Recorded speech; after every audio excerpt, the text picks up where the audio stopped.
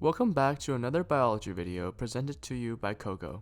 Today we're going to talk about epigenetics and its applications in the real world. So first of all, what is epigenetics? Epigenetics is the study of how behaviors and environment can cause changes that affect the way that genes work. Today we have three main topics. The first is what is epigenetics? The second is the theory of epigenetics, and third are the applications. So what exactly are epigenetics? Well, epigenetics has something to do with the gene expression, and this is how often or when proteins are created from instructions from genes. Genetic changes can alter which protein is made, and epigenetic changes can affect gene expression to turn genes on or off. Now, how does the gene expression change? Well, the main factors behind the changes are behaviors and environment.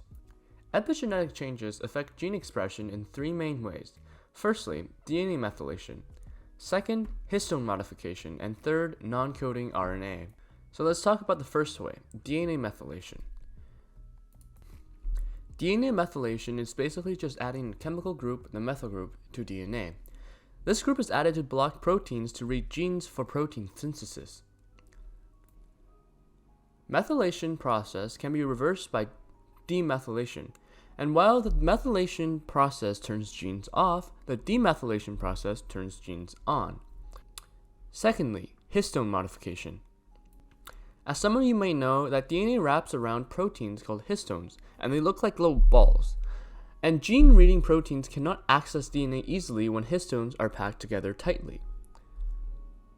On the contrary, they are able to read the genes easier if the histones are packed loosely. So chemicals can be added or removed from histones to alter the tightness of the packing of the DNA, and this results in altered gene expression. Thirdly, we have non-coding RNA. Now, DNA is used as instructions to make coding and non-coding RNA, and the coding RNA are used to make proteins, while the non-coding RNA breaks down coding RNA to control gene expression. Now, let's take a little closer look at nucleosomes, which is part of the histone modification.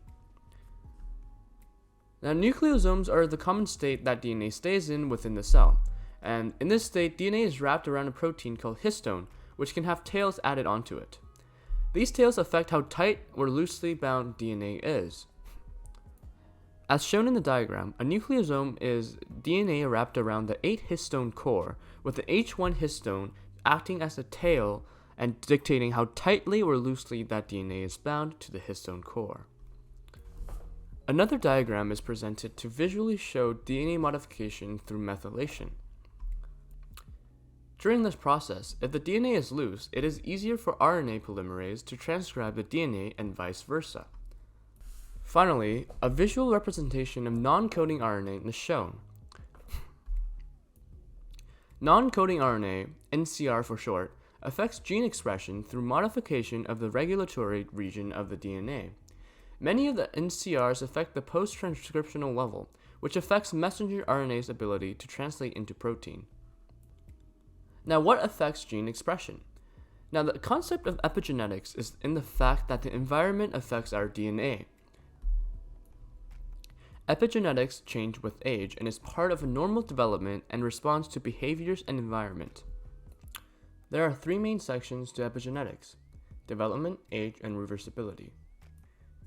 Development says that gene expression changes begin before birth. All cells have the same genes but look and act differently. During development, epigenetics will determine what function a cell will have, for example, a heart or nerve cell. Epigenetics can change throughout your life and as you grow older. Epigenetics is not the same during childhood versus during adulthood.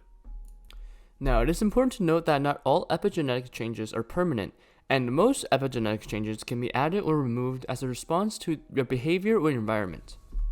And there are some real-world applications. Main applications involve health conditions or diseases, and there are two possible applications: infections and cancer. The examples of infections and cancer are given below. Once again, thank you for watching, and if you want to know more about biology, please come back and review our later videos. Take care.